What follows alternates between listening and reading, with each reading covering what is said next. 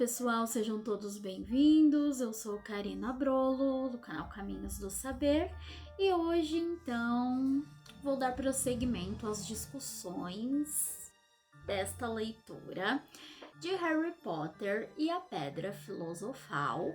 Esta semana então foram lidos os capítulos 7, 8 e 9, que são o Chapéu Seletor, o Mestre das Poções e o Duelo à Meia-Noite. Bom, gente, então acompanhando aqui a jornada destes personagens, ao qual confesso a vocês que já estou apegada neste momento, e eles já estão agora em Hogwarts. Ali começam grandes aventuras para estes personagens. Harry e seus amigos então são recebidos ali no salão principal de Hogwarts, aqui no capítulo 7 do Chapéu Seletor, e a professora Minerva logo os recepciona e explica a eles que cada um dos alunos, né, serão ali separados para habitar nas casas de Hogwarts, que serão ali sua morada durante todo o ano letivo. As casas são então Grifinória, Lufa-Lufa, Sonserina e Corvinal. Eles serão selecionados, ela logo diz, de um jeito bem peculiar para cada uma dessas casas. Porém, ao chegarem ali, nem Harry, nem Rony e nem mesmo Hermione sabem como será feita esta seleção. Logo descobrem, pois, né, eles vão ser apresentados ao Chapéu Seletor. Esse chapéu, ao cair ali na cabeça de cada um deles e, né, ali com seus superpoderes, vislumbrar o que vai na mente de cada um, seleciona eles para a sua casa, né, de acordo com a personalidade de cada um deles. E o Chapéu Seletor então vai ali sendo colocado na cabeça de cada um, né, desses personagens. O Harry vai ficando ali pro final, cada vez mais nervoso, com cada vez mais medo, né, de que algo aconteça. Mas quando chega a vez dele, né, ele tem ali uma surpresa, porque o Chapéu Seletor vai lhe dizer algumas coisas aqui. Vai ser assim, né, este trecho. A última coisa que Harry viu antes de o chapéu lhe cair sobre os olhos foi um salão cheio de gente se espichando para lhe dar uma boa olhada. Sim, porque aqui a professora Minerva, né, chamou Harry Potter e todos ali ficaram bem impressionados com a simples menção do nome dele. Lembrando que Harry era bem famoso ali no mundo da magia, então seu nome sempre despertava esse alvoroço. Vai dizer também o seguinte: em seguida só viu uma escuridão dentro do chapéu. Difícil, muito difícil. Bastante coragem, vejo. Uma mente nada má. Há talento. Ah, minha nossa, uma sede razoável de se provar. Ora, isso é interessante. Então, onde vou colocá-lo? Aqui o Chapéu Seletor está se perguntando, né? E Harry logo diz, né? Harry apertou as bordas do banquinho e pensou: Sonserina não, Sonserina não. Sonserina não, hein? Disse a vozinha. Tem certeza? Você poderia ser grande, sabe? Está tudo aqui na sua cabeça. E a Sonserina lhe ajudaria a alcançar essa grandeza sem dúvida nenhuma. Não? Bem, se você tem certeza, ficará melhor na Grifinória. Harry ouviu o chapéu anunciar a última palavra para todo o salão. Tirou o chapéu e se encaminhou trêmulo para a mesa de Grifinória. Sentia tanto alívio por ter sido selecionado e ter escapado de Sonserina que nem reparou que estava recebendo a maior ovação da cerimônia. Percy, o monitor, se levantou e apertou sua mão com energia, enquanto os gêmeos Weasley gritavam: "Ganhamos Potter! Ganhamos Potter!" Harry sentou-se defronte do fantasma com a gola de Rufus que vira antes da cerimônia. O fantasma lhe deu uma palmadinha no braço, produzindo em Harry a sensação horrível e repentina de que acabara de mergulhar num balde de água gelada. Então aqui Harry foi selecionado para a Grifinória, porém, né, o chapéu seletor lhe sugeriu Sonserina, pois ali Harry poderia ser muito grande também, né? Aparentemente, qualquer uma das casas que Harry fosse habitar, ele teria sucesso. Mas o que acontece, né, aqui depois é que o Harry, então, foi selecionado para a Grifinória e a recepção aos calouros segue, né? E depois dele vai o Rony, a Hermione também, acho que já tinha ido aqui antes dele, já tinha sido selecionada para a Grifinória, e o Rony também. Então eles ficam ali na mesma casa e vão conviver. Dali a gente vai conhecendo algumas outras figuras que serão importantes aqui no desenrolar da narrativa. O monitor, né, Percy, que é o monitor de Grifinória aqui. E também, né, o fantasma da casa, de cada uma das casas, né? O Nick quase sem cabeça, que é o fantasma, então, aqui da casa de Grifinória. E o Barão Sangrento, que é o fantasma da casa de Sonserina, que aparecem aqui neste capítulo também, né? Tem um outro amigo que eles fazem aqui, que é o Neville, que vai ser bem importante também para o desenrolar todo desta narrativa. E acontece algo bem curioso neste capítulo, que é quando o Harry percebe que um professor o está encarando de um jeito muito sério, o que causa ao Harry a impressão de que este professor definitivamente não gostava dele. O olhar deste professor ao Harry é tão intenso que a cicatriz dele de raio que ele tem na testa chega a latejar quando seus olhos se encontram com o do professor, que é o Snape. E Harry fica bastante impressionado, né? Este momento dura pouco, mas a impressão que desperta em Harry é muito vívida. E no final deste capítulo, né, o que acontece é muito interessante também.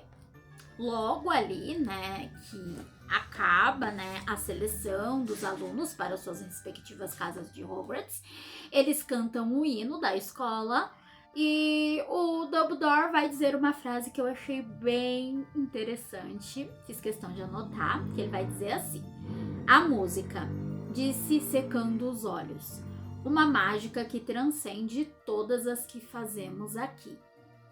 Então, né, eu achei bem interessante. Aqui vai contar, né, um pouquinho através dessa frase que o Dumbledore é apaixonado por música e que ele considera a maior de todas as mágicas, muito maior do que aquelas que eles fazem em Hogwarts, o que eu concordo plenamente. Por isso que gostaria de deixar aqui essa frase. Achei bem interessante. Depois, então, né, eles são ali também recepcionados com um belo de um banquete mágico, né, claro, como tudo mais ali. E cada um, então, se encaminha para a sua respectiva casa, para o salão comunal, para, né, dormir e tudo mais. E o Harry, então, ali vai ter um sonho e vai dizer o seguinte sobre isso. Talvez Harry tivesse comido demais, porque teve um sonho muito estranho.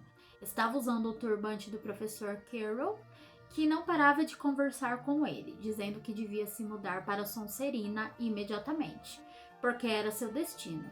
Harry disse ao turbante que não queria ir para Sonserina. O turbante foi ficando cada vez mais pesado. Harry tentou tirá-lo, mas ele começou a apertar sua cabeça até doer. E aí, Malfoy apareceu, rindo do esforço dele. Depois Malfoy se transformou no professor de nariz de gancho, Snape, cuja gargalhada ecoou alta e fria. Houve um clarão verde e Harry acordou, suado e trêmulo. Mudou de posição e tornou a dormir. E quando acordou no dia seguinte, nem se lembrou do que tinha sonhado. Eu achei interessante esse final de capítulo aqui, porque já vai nos dando algumas dicas, algumas pistas. A gente fica com a pulga atrás da orelha e querendo ler mais para descobrir, então, qual será o segredo deste professor, se realmente ele tem algo contra o Harry, e até mesmo se Harry deveria pertencer à Sonserina e não à Grifinória, o que será que virá por aí, né? Desperta bastante curiosidade esse final de capítulo, por isso achei interessante enfatizá-lo aqui. O capítulo 8, então, que é o Mestre das Poções, vai contar sobre uma aula que o pessoal de Grifinória tem em conjunto com o pessoal de Sonserina. E ela é justamente ministrada pelo professor Snape, que também ali tem toda essa áurea de mistério que o rodeia, que ele é apresentado como uma figura bastante sombria. E eu achei bem bacana a forma como ele está sendo apresentado aqui para os leitores. A gente fica com aquela curiosidade de saber o porquê este professor talvez não goste muito de Harry Potter, né? E isso se confirma logicamente aqui neste capítulo do Mestre das Poções, né? Então, aqui ele vai dizer o seguinte sobre esta aula. Mas antes dessa aula que eles terão com o Mestre das Poções, o professor Snape, não é? Os alunos recebem de suas corujas, então, algumas cartas, e o Harry também recebe uma carta que diz o seguinte: Prezado Harry, dizia numa letra muito garranchosa, sei que tem as tardes de sexta-feira livres, então será que não gostaria de vir tomar uma xícara de chá comigo por volta das 3 horas? Quero saber como foi sua primeira semana. Mande-nos uma resposta pela Edviges. Hagrid. Harry pediu emprestada a pena de Rony e escreveu: Sim, gostaria. Vejo você mais tarde. No verso do bilhete e despachou Edviges outra vez. Então aqui, né, ele confirmou que iria até a cabana do Hagrid, pois lembrando que ele não habitava em Hogwarts, mas habitava em uma cabana ali na Floresta Encantada, porque Hagrid era o guarda-caças, então. E nesse caso aqui, né, vai continuar a narrativa contando pra gente como foi penosa a aula do Harry com o professor Snape. Daí vai dizer o seguinte: foi uma sorte que Harry tivesse o convite de Hagrid com que se alegrar, porque a aula de poções foi a pior coisa que lhe acontecera até ali. No início do banquete de abertura do ano letivo, Harry tivera a impressão de que o professor Snape não gostava dele. No final da primeira aula de poções, ele viu que se enganara. Não era bem que Snape não gostava de Harry, ele o odiava. A aula de poções foi em uma das masmorras. Era mais frio ali do que na parte social do castelo e teria dado arrepios mesmo sem os animais embalsamados flutuando em frascos de vidro nas paredes à volta. Assim, disse baixinho, Harry Potter, a nossa nova celebridade. Draco Malfoy e seus amigos, Cable e Goyle, deram risadinhas, escondendo a boca com as mãos. Snape terminou a chamada e encarou a classe. Seus olhos eram negros como os de Hagrid, mas não tinham o calor dos de Hagrid. Eram frios e vazios e lembravam túneis escuros. Vocês estão aqui para aprender a ciência sutil e a arte exata do preparo de poções. Começou. Falava pouco acima de um sussurro, mas eles não perderam nenhuma palavra. Como a professora Minerva, Snape tinha o dom de manter uma classe silenciosa sem esforço. Como aqui não fazemos gestos tolos, muitos de vocês podem pensar que isso não é mágica. Não espero que vocês realmente entendam a beleza de um caldeirão cozinhando em fogo lento, com a fumaça a tremeluzir, o delicado poder dos líquidos que fluem pelas veias humanas e enfeitiçam a mente, confundem os sentidos. Posso ensinar-lhes a engarrafar fama, a cozinhar glória, até a zumbificar, se não forem o bando de cabeças ocas que geralmente me mandam ensinar. Mas silêncio seguia-se a esse pequeno discurso. Harry e Rony se entreolharam com as sobrancelhas erguidas. Hermione Granger estava sentada na beiradinha da carteira e parecia desesperada para começar a provar que não era uma cabeça oca.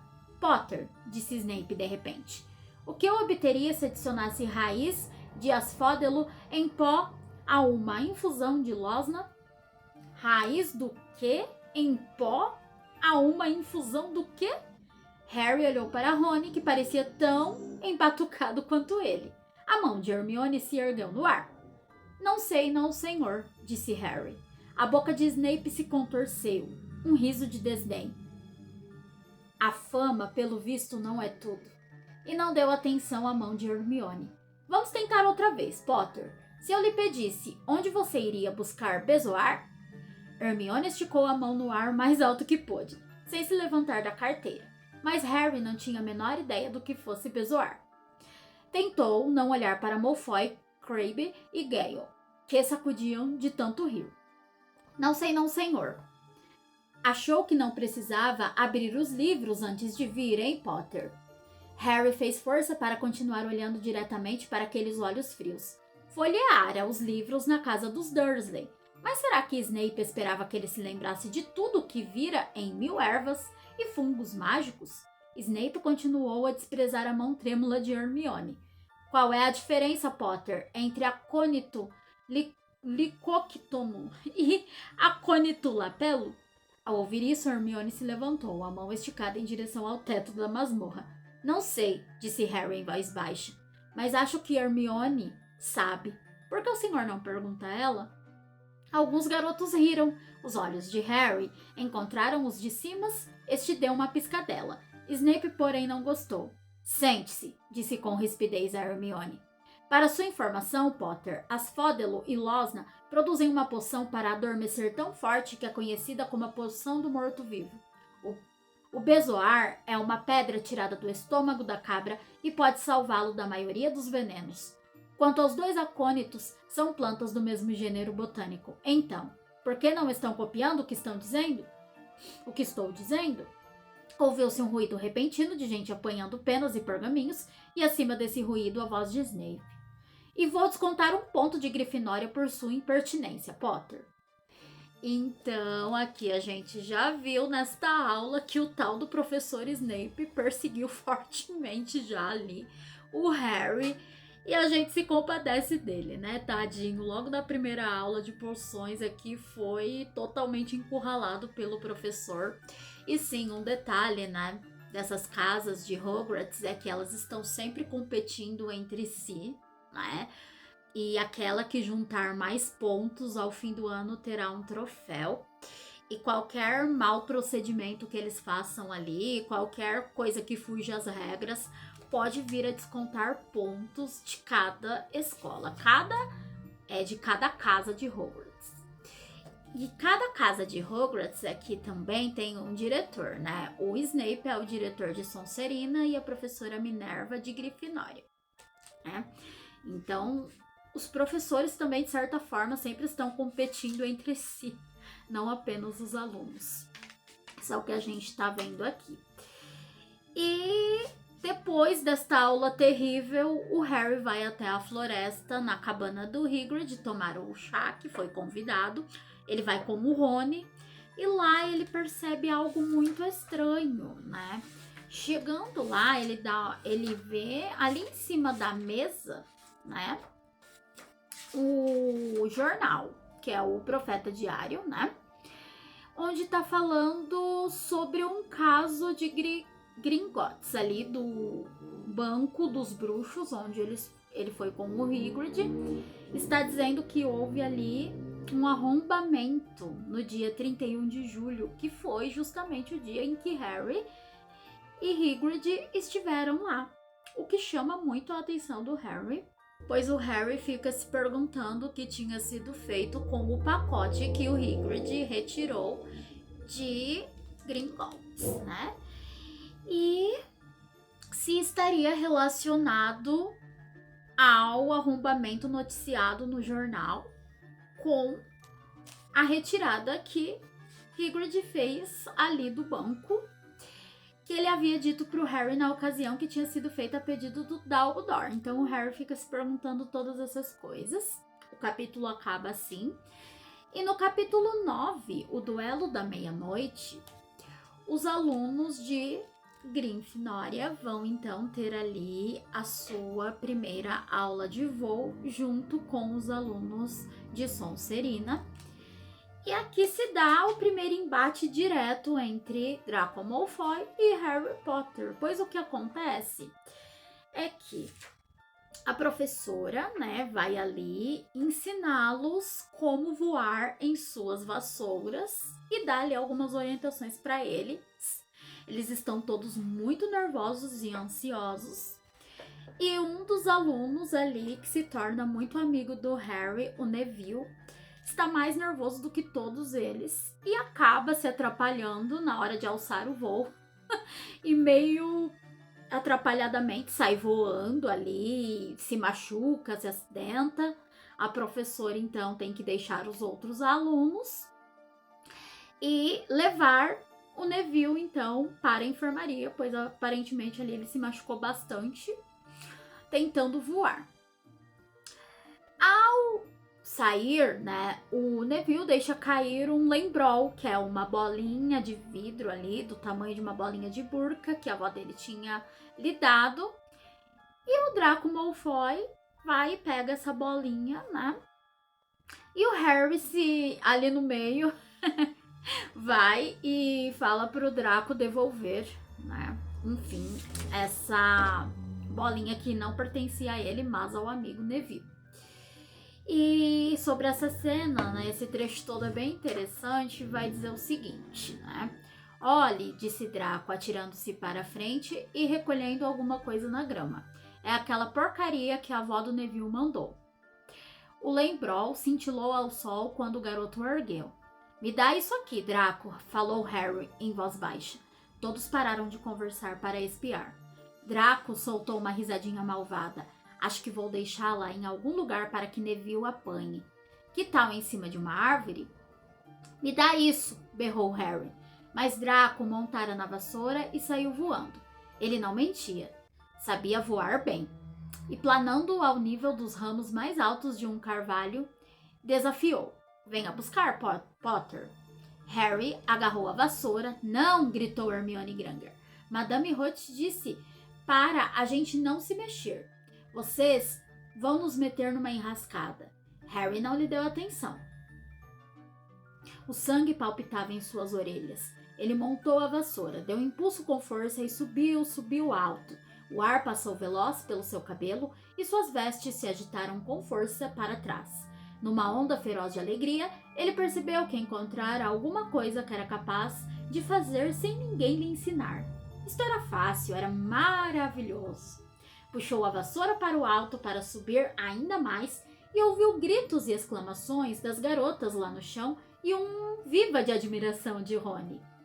Virou a vassoura com um gesto brusco, ficando de frente para Draco, que planava no ar. O garoto estava abobalhado. Me dá isso aqui, mandou Harry, ou vou derrubar você dessa vassoura. Ah, é? Retrucou Draco, tentando caçoar, mas parecendo preocupado. Harry, de alguma maneira, sabia o que fazer. Curvou-se para frente e segurou a vassoura com firmeza com as duas mãos e ela disparou na direção de Draco como uma lança. Draco só conseguiu escapar por um triz. Harry fez uma curva fechada e manteve a vassoura firme. Algumas pessoas no chão aplaudiram. Aqui não tem Crabbe nem Goyle para salvarem sua pele, Draco, berrou Harry. O mesmo pensamento parecia ter ocorrido a Draco. Apanhe se puder então, gritou, atirou a bolinha de cristal no ar e voltou para o chão. Harry viu, como se fosse em câmera lenta, a bolinha subir no ar e começar a cair. Ele se curvou para frente, apontou o cabo da vassoura para baixo. No instante seguinte, estava ganhando velocidade num mergulho quase vertical, apostando corrida com a bolinha.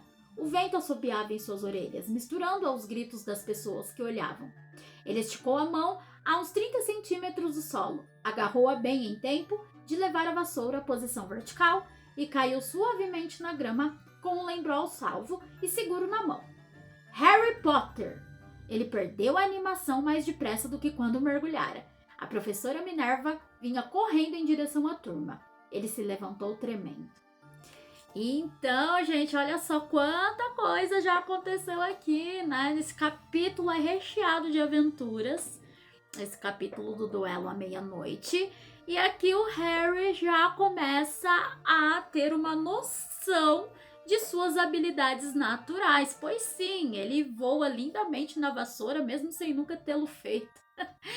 E logo ali em sua primeira aula, ele já mostra todo o seu talento, mesmo que sem querer ali por um simples imprevisto, né, que acontece. Ele vai defender um amigo e já é visto pela professora Minerva o seu talento natural com o voo. E a professora Minerva então leva o Harry muito zangada a princípio para algum lugar, e Harry está amedrontado, achando que será castigado e até expulso. Mas o que a professora Minerva faz, ao invés de castigá-lo, é premiá-lo, pois ela vai levá-lo até um outro garoto que é o capitão do time de quadribol de Grifinória, dizendo que depois de muitos anos ela encontrou o apanhador ideal, né, para o time, e que agora sim eles teriam uma chance de ganharem esse campeonato e deixarem a Sonserina na pior, digamos assim, porque tem toda essa competição, como eu disse para vocês, ali rolando. E Harry não acredita na sorte que tem, né? Fica todo aliviado, posteriormente conta pro Rony. E Rony também fica admirado, né? Dizendo que dentro de séculos o Harry será ali o apanhador mais jovem, porque os calouros nunca eram selecionados para serem apanhadores do time de quadribol, mas Harry foi, e isso é motivo de grande êxtase ali, né, por parte deles. Draco Malfoy, entretanto, vai ali convidar o Harry para um duelo, né? Harry nem sequer sabe do que se trata esse tal duelo de bruxos, pelo qual ele é desafiado, né? Então o Rony se prontifica a ser o padrinho de Harry neste tal duelo, em que o Malfoy diz a ele que será um embate entre ambos somente com varinhas. Harry não faz ideia do que se trata, de como será, mas ele é convocado pelo Draco a ir ali na sala dos troféus para duelarem. Aí o que acontece é que a Hermione tá ali por perto, ouve tudo que está acontecendo, tenta falar para os meninos caírem fora, que isso vai ser uma roubada. Eles não ouvem, obviamente. E quando dá o horário ali combinado, ela ainda tenta dissuadi-los de ir até este encontro com o Malfoy, sem nenhum sucesso, ao que ela acaba ficando para fora do dormitório e acaba indo junto com eles, mas não apenas ela. Vai até ali junto com o Rony e o Harry na sala dos troféus, mas o garoto Neville, que também não tinha conseguido entrar no dormitório por algum motivo, e ele acaba indo junto com Harry, Rony e Hermione à sala dos troféus.